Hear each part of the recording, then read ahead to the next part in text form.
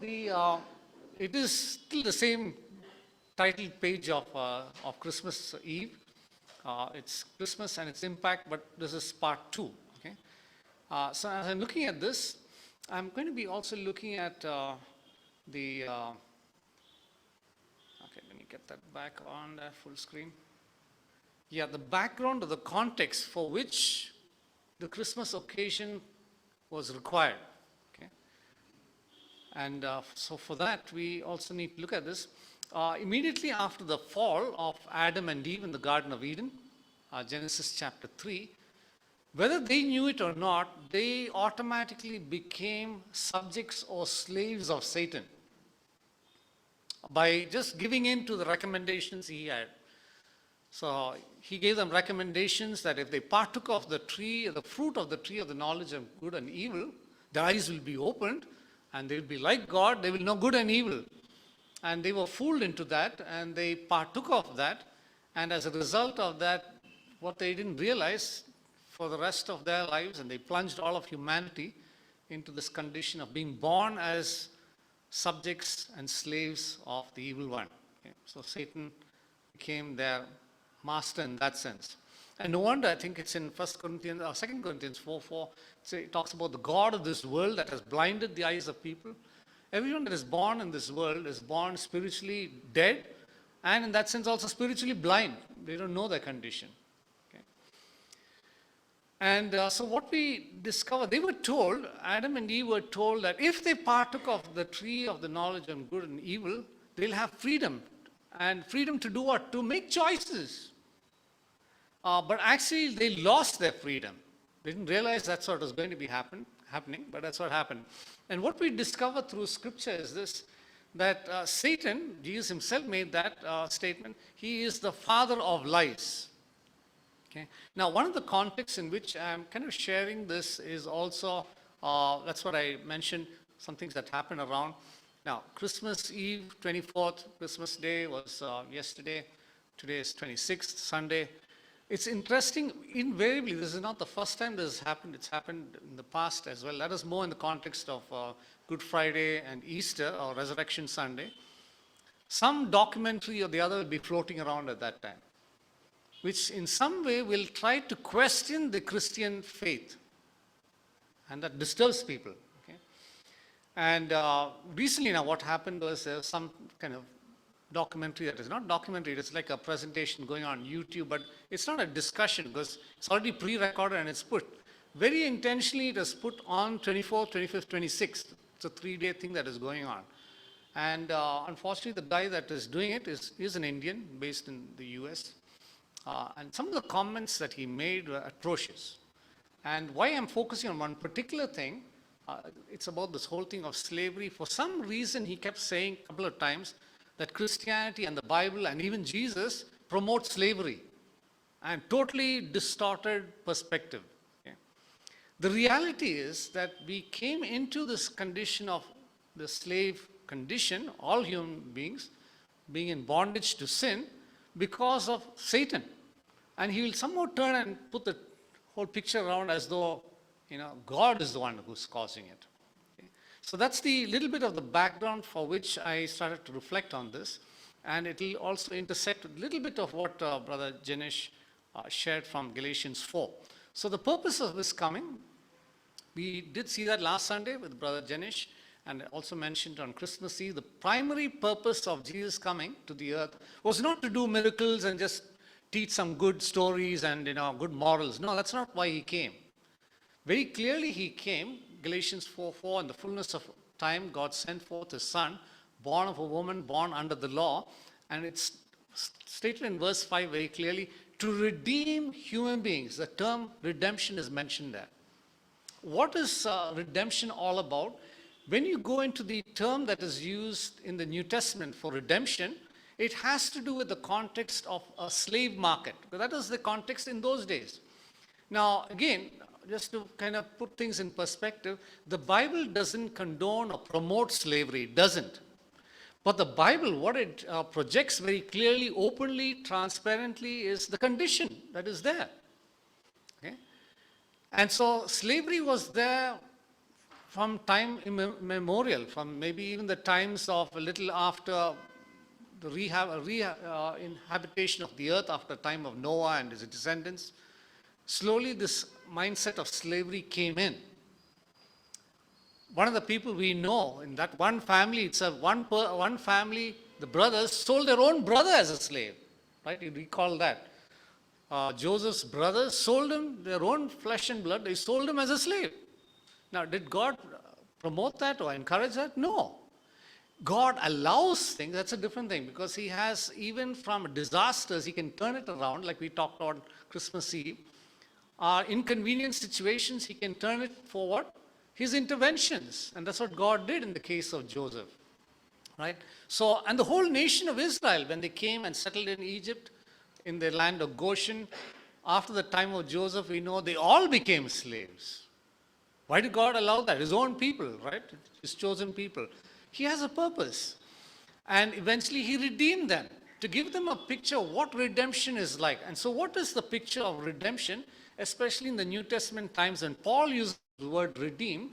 He is giving the picture even of the Roman or Greco-Roman period when many Roman citizens had slaves. They were free people, Romans were free citizens, and they could own slaves.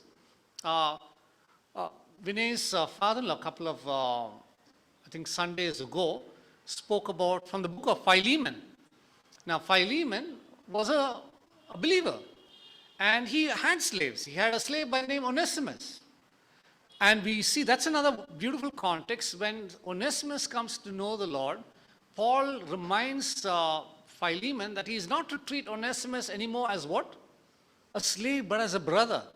So that counters what was communicated that Christianity promotes slavery. It doesn't. The Bible doesn't promote slavery. It projects and conveys what was happening in those days. And so the picture of slave context in those days, like you go into the market to buy any items, vegetables or anything, you also had markets where slaves were available for sale, to be bought. And depending what kind of a slave you wanted, you want a man slave or a woman slave. A man slave may be muscular, strong, so he can carry things. A woman slave also who's healthy enough to cook and do many other things. They will decide the rate on that. The younger they are, the higher the value, right? So people would go and buy a slave. They're already slaves, they're on sale. The person who buys them also buys them, and the condition has not changed. What are they? Still a slave. Just the ownership has changed. They were in a marketplace for sale, but now they belong to someone, still as a slave. And so the word redemption has to do with this thing of buying back. Somebody is buying. Okay? And so, of course, Galatians 4:5 talks about being under the law and of sin and death. Okay? We know when we were all born in sin, Jesus makes that statement, he who sins is a slave to what? Sin. John chapter 8 says. Now they thought they were free, the Jewish people. He says, no, you're not free. Because till you are set free by the Son, you're still a slave. Even though they may be in Jewish background. So Peter mentions this. We looked at 1 Peter chapter 3 this morning, but chapter 1 says this, we were purchased from the slave market of sin, not with silver and gold, that's what they bought the slaves in those days with, but with the precious blood of Christ. And so Paul and Peter, all of them, once they realized who they were and they were redeemed by Christ, they often refer to themselves as what? Especially Paul, he says, I'm a bond slave of whom? Of Jesus Christ. He saw himself that way. Okay? So that's something that we see. So redemption results only in one change. It's a change of ownership. It's a change of ownership from maybe you in the slave market of sin to some slave owner or slave trader. Now you belong to some family and you're still a slave. Okay? And so in 1 Corinthians 6, we are jotting down notes there. 1 Corinthians 6, 19 and 20 talks about the fact that we were bought at a price. We were belonging to Satan earlier, but the Lord Jesus paid for us with his own blood, and now we are bought. Our ownership has changed from being under Satan's domain and kingdom Now we are in the kingdom and domain of the Lord Jesus Christ. Okay? So that's an aspect of Christmas. Why did he come to this earth? To redeem. So all of us who have put our trust in Christ Jesus, the ownership of our lives has changed. Whether we know it or not, we belong to someone. Before we came to know the Lord, we thought we were free, we were cool guys. We were under the domain of Satan. We belonged to him. But the moment we put our trust in the Lord Jesus Christ, the price is already paid 2,000 years ago. We were now brought into his camp, into his fold. Okay? So Christmas is a time of redemption. That's clear. And Christmas being a time of redemption means God has brought us back to himself. What was lost in the Garden of Eden by Adam and Eve choosing to obey Satan, by Christ coming to this earth, God redeems us back. He buys us back for himself. We belong to him. Okay? So that's the idea of it. Now, when you talk about slavery in those days, especially in the biblical context when slavery was quite prominent in those days, a slave had no right of their own. Okay? No rights at all, whatsoever, no rights. If the master decides that this is what they have to do, they have to do it. They can't argue back with them. They were not a servant, they were a slave. Servant would get wages. A slave wouldn't. Okay? Now, it's interesting because, again, coming back to this documentary I was watching, a YouTube documentary, it was almost projecting as though Christianity is promoting slavery. The reality is, in our own country, whether we know it, we don't use the term slavery, but there is bonded labor. And there are ministries that I won't mention the name because it's a little sensitive on some things, that are actively involved in rescuing people from bonded labor. And who are behind those kind of work? They're believers, wanting people to get an identity as human beings.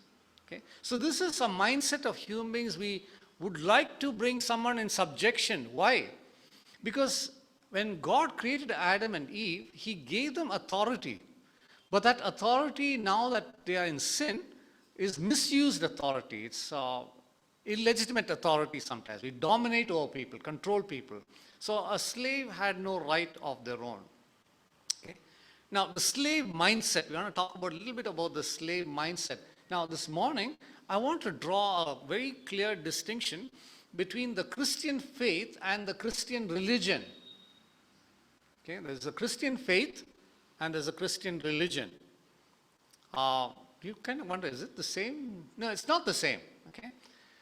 Now, when we talk about the word religion, there's an English word called etymology. And now the word etymology means it goes, because a lot of our English words come from Greek, Latin, some even from Persian and Arabic and Hindi. And, a lot of words have come into the Greek, English language. So the English word religion has its roots in a Latin word called religare. And religare literally means to bind, to tie. What is that? Bondage. So, if people are in the Christian religion, they are in bondage. They're tied down to what? To rules and regulations. You have to do this, do that. And so even a lot of things are duties.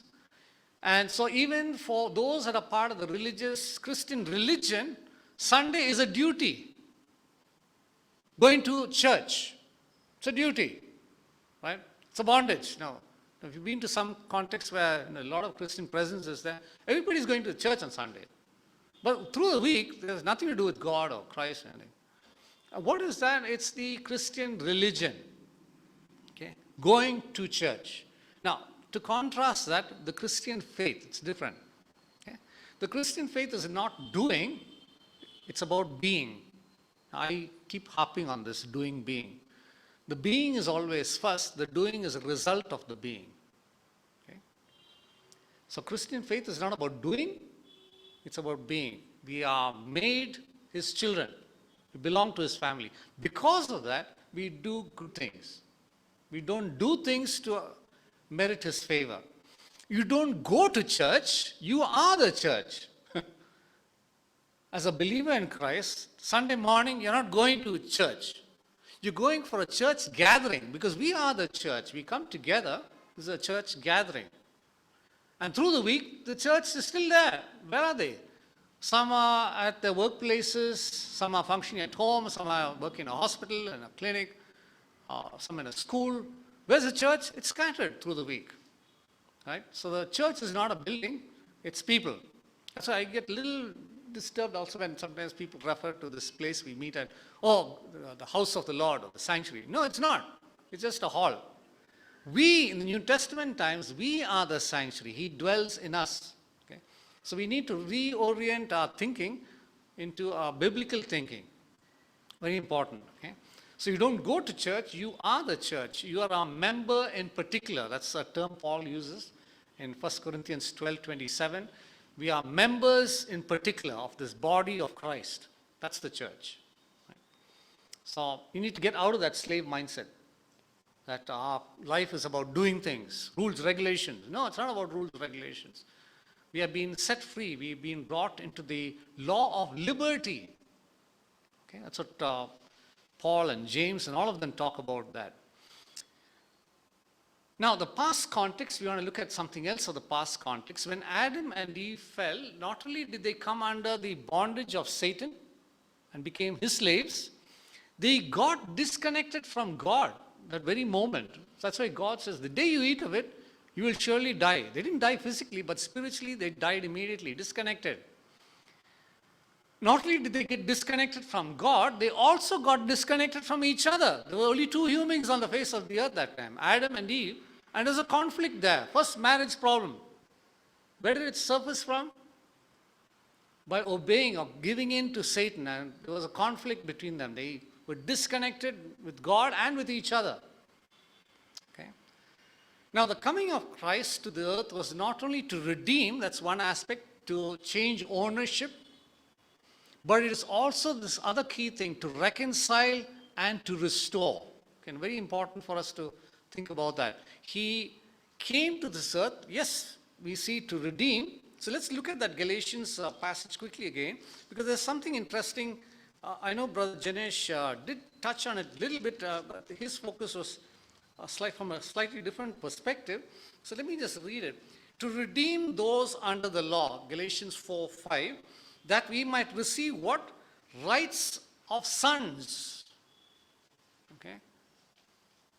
When you bought from a slave market, your context has changed. You're still a slave. But here he has redeemed us, not to retain us as a slave, but to change our identity. And that's what this passage goes on to say. To receive the full rights of sons or daughters. Because you are sons, God sent the Spirit of His Son into our hearts, the Spirit who calls out, Abba, Father. Now, a slave, now I was just thinking of this context. Now, sometimes, at least when we were on Hutchins Road staying there, a lot of other youngsters playing around on the road, and sometimes Joe or Jed will be playing with them. Now, those youngsters, will not call me Dad or Papa. They won't call me that because they're not my children. But Joe and Jed will. Why? Because they are my children. Right? They recognize who their father is. It was interesting. Yesterday we had a Bodo Christmas service here. They're from Assam, one of the tribes from Assam. And so in between they were praying just before the message. And Brother Janesh was speaking in Hindi, of course. And he asked one of the brothers to also read that. And he was still on Galatians 4 yesterday also. And he asked one of them to read from Galatians 4. And one of them read in Bodo. And none of us, at least Brother Janesh and myself, didn't understand a word of what was read. But we recognize one word. What is that? Abba. We recognize that word. We said, okay, we recognize one word in Bodo language. No, it's because it's common, right? And so that's what we discover. We are born into his family and we recognize him as Father. And then Paul goes on to say this in verse 7. So you are no longer what? Now that you've been redeemed and reconciled and restored, you're what? He says you're no longer a slave, but a son or a daughter, a child of God. Okay? Not a slave yet, not a slave anymore. You were a slave. Now that you're redeemed, ownership has changed. But after he buys you, he removes that title of being a slave and makes you his own son. Like Brother Janesh mentioned last week, in the Greco-Roman time, an adopted child, in some senses, even had more rights than the natural child. You couldn't unadopt them afterwards. Once you adopted them, they're adopted. A natural child could be disinherited. They could lose their privileges, but an adopted child couldn't. Think of that. So we have been adopted and our position is secure.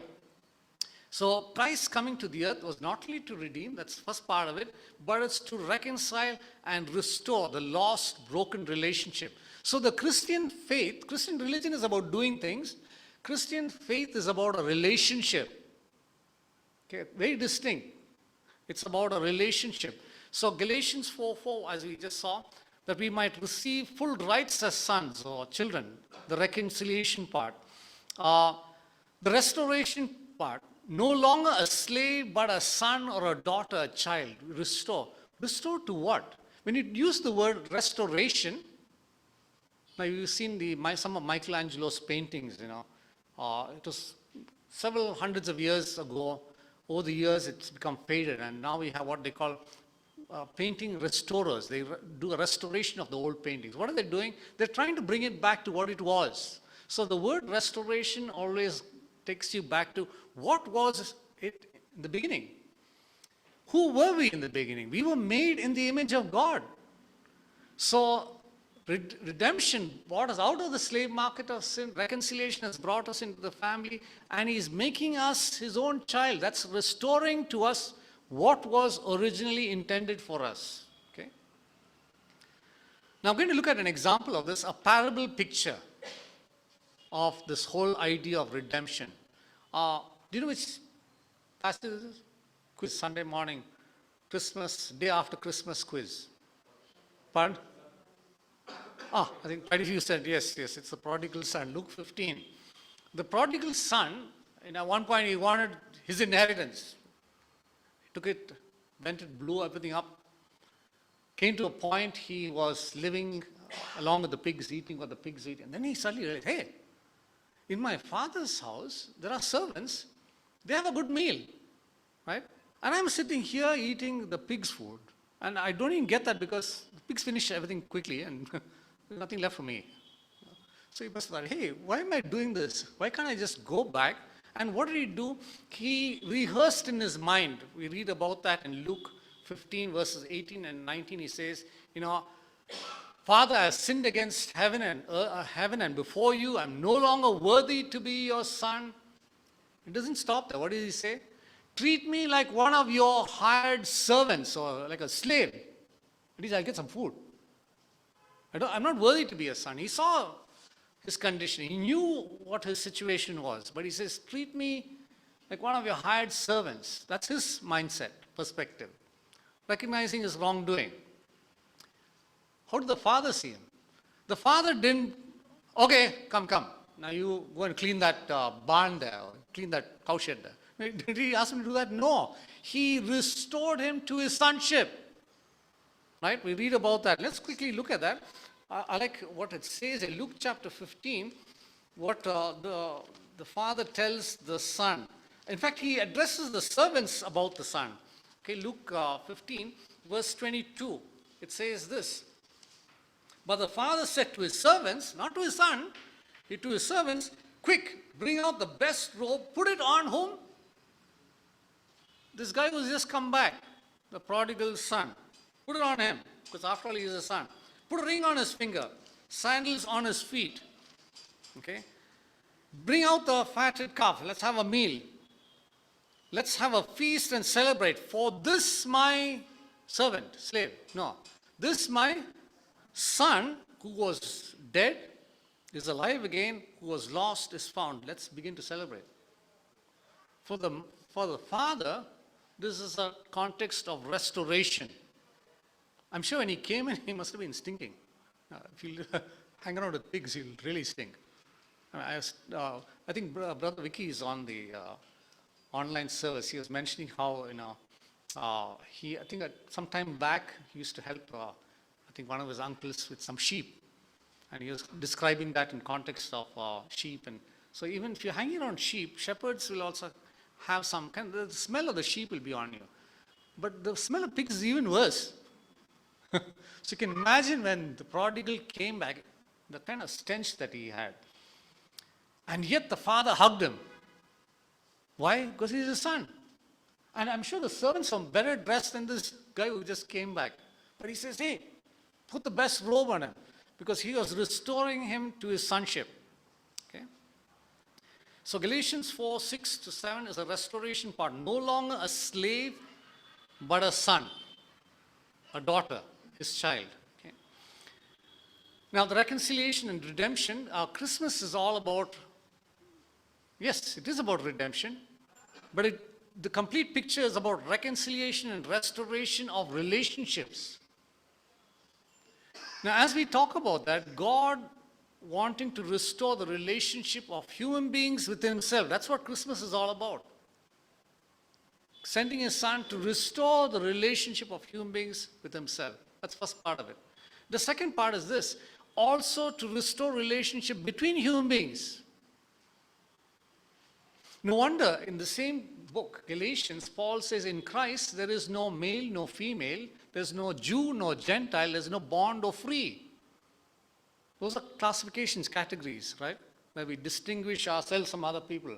He says, no, if you're in Christ, all that is obliterated. You're one in Christ Jesus. Okay? No wonder even in Jesus, when you think of it, the Ten Commandments, not the Ten Commandments, in Matthew 22, a scribe asked Jesus, which is the greatest commandment? He said, he gave them the greatest commandment. Love the Lord thy God with all thy heart, soul, strength, and mind. And the second is unto it, love your neighbor as yourself. That man asked for one commandment, but Jesus gave him two because it's interconnected. One is in relation to God, the restoration. One is in relation to man, or humans. Okay? And so God, in this aspect of reconciliation, restoration, is restoring us into relationship with him. And he also wants to see a restoration of and reconciliation of relationships between people. Okay? Now, this is a reflection. What God does is from a perspective of a wholesome relationship. Not a religion, it's about a relationship. Now, sometimes you can look at the Old Testament and say, wasn't there a lot of rules, regulations about how to worship and all those things? Yes, they were there, but that was not the end of it. The end of it was about a relationship. They were not to take this casually. Because sometimes as humans, we can be very casual with our relationship with God. So God in the Old Testament very clearly pointed out, no, they can't just come casually. They need to, come in an honorable way, a prepared way. So they couldn't even come up to the mountain when Moses was up there with the 10 Commandments. They were asked to prepare, and then only God would come and visit them, right? Aaron's older sons, Nadab and Abihu, they casually went into the tabernacle or did some offering there. Both were dead on the spot there. Because again, what is God conveying? Don't just come casually, lad. But God is concerned about a relationship. Yes, there were some rules and regulations in that context, but it is ultimately about restoring this relationship. So whatever God does is from a perspective of a wholesome relationship. In contrast, the evil one, what he does is always in breaking up relationships. He broke the relationship between Adam and Eve and God, then he broke the relationship between them. And he's been doing that all along. And so even the challenges we face in a country like this with different communities and issues, it's about the broken relationship that Satan is instigating and wants to propagate. He wants to continue that. Now here's the thing that we need to reflect on. If at some point there are broken or fractured relationships in our lives, because we are human beings, that DNA is in us to break up with someone. Oh, some small thing, just disconnect. Sometimes even with family members, right? So we need to ask ourselves, if there is some broken relationships, fractured relationships in our lives, we need to ask ourselves, do we recognize the source of that disruption? That source of that disruption is not God. It is the evil one. Okay? So we need to recognize that. And if in some way we are going along with that game plan of that ongoing broken relationship, hey, we are playing in somebody's game plan. And that's not of God. Okay? So here's some questions as we close this morning. Do we recognize that God has redeemed you? Do you recognize that God has redeemed you to himself? Which means we belong to him. We are no longer our own. Right? Yes, that may seem like Paul referred to himself as a born slave, but Jesus never made that reference. Interestingly, a disciple in those days was like a servant to the master. But towards the end of his earthly ministry and as he was preparing to go to the cross, he says, I no longer call you what? Servants. I call you what? Friends. He saw them in a different perspective. Okay. Do we also recognize that God has reconciled us to himself and restored our sonship? That's what he has done. We recognize that. And then, because of those two, we know we are redeemed, we know we have been restored into a relationship with him as our God and we as his children. Then if there are broken relationships in our lives, are we willing to allow God? Because humanly it's impossible. Okay, that's why I put that statement there. Are we willing to allow God to restore them? Because sometimes I may not feel like restoring relationships, naturally. But can I let God do it? Because he will do it in a different way. Okay? Are we willing to allow God to restore those relationships? Do we want to behave like the older brother? Like the older brother, what is his mindset? He had a slave mindset, the prodigal. He's self-righteous. This is what he had. That would reflect that we don't understand sonship. He was a son, the older one is also a son, but he didn't understand sonship. What did he say? He still was functioning with a slave mindset. What did he tell his father? I like it how it's read in the NIV. Luke 15:29. Let me just quickly read that for you. Luke 15:29. Okay, Luke 15:29. But he answered his father, look, all these years I have been doing what? Slaving for you. Right? Some of us who have children, we ask them to maybe wash the dishes or do something. I can see some others laughing there. Okay. Do they function? Oh, why are you making me a servant or slave? Do they respond that way? No. They know they're part of the family. What we ask them to do is, we're all doing it, right? But this oldest son had that mindset, a slave mindset. He said, all these years I've been slaving for you. What else? He had a religious mindset. I never disobeyed anything you asked me to do, your orders. Okay, that whole religious mindset. But if it's a relationship, just like the younger son, he knew he messed up. Came and apologized and he says, I've sinned against heaven and before you. I'm no longer worthy to be your son. It's interesting. He kept rehearsing that before he came. But when he came to the father, did you notice the distinction between what he rehearsed and what he actually said? There are two different things. What he rehearsed is, I've sinned against heaven and before you. I'm no longer worthy to be your son. Treat me like one of your hired servants. That was what he rehearsed. But when he came to his father, he says, I've sinned against heaven and before you.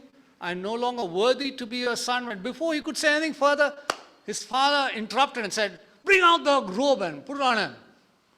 He couldn't say the next part because the father didn't treat him as a servant or a slave. He was a son. Okay? So are we willing to allow God to reveal his heart of acceptance of people in our lives that are broken relationships? Okay? So just continue to remember this, that we have been redeemed and we have been reconciled and restored into wonderful relationships. And he has given us this ministry of reconciliation. 2 Corinthians chapter 5. It's not in my notes, but so remember that. Paul says, God has given us that ministry to reconcile the lost world to him. What's it about? Not a religion, a relationship. So let's go out with joy that this is what God has entrusted to us. Yeah, we're not going around converting people. No, I wish I could. I can't. Only God can convert. But we are communicating a glorious message that can bring about this reconciliation. Let's just bow in prayer and thank God for what He has done for us. Eternal God and loving Father, we thank You as we continue to reflect on Your great gift to humankind on Christmas Day. You sent Your beloved Son, born of a woman, born under the law, and as we reflected a little bit more this morning, to redeem us who are under the law, slaves to sin, to redeem us. And so our ownership has changed. We belong to You. But we thank You as we even look at that passage in Galatians chapter 4, verses 5, 6 onwards, 7. You have caused us to be born into Your family, and You have adopted us. You have entrusted to us the rights of sonship, being Your children. And we are no longer slaves. You have restored what was lost by Adam and Eve. You have reconciled us and restored us. And so help us, Lord, as we go into this world that You've placed us, which is a broken world, disconnected from You and disconnected from one another. Help us to go as You have entrusted the gospel and ministry of reconciliation to communicate that to people and leave the results to You, because You will do the work through Your Spirit in the hearts of people. And so continue to refresh us with these thoughts, encourage us that we are no longer slaves but Your sons and daughters. And as sons and daughters, we have the privilege to come to Your presence at any time, even as we had the time of prayer. At all times we can pray to You and call You Abba Father, and know if we call You Abba Father that our prayer, our petitions are heard by You. And so help us to be those that will continue to intercede and also enjoy this relationship with You in Jesus' precious name. Amen.